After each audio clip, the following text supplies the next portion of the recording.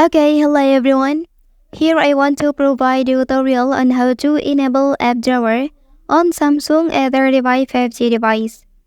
Well, with the app drawer, you can quickly access any applications by simply swiping up or tapping the app drawer icon, rather than searching through multiple home screen page.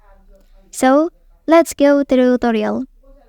Okay, first thing first, enter to the settings menu on your device. Well, so here you can scroll a little bit and choose home screen option. Okay, so in this page, tap the first one, and then you can select home and app screen.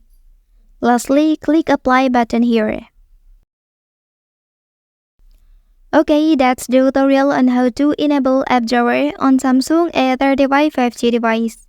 If you are helped by this video, don't forget to like and subscribe to get all the information from this channel. Thank you.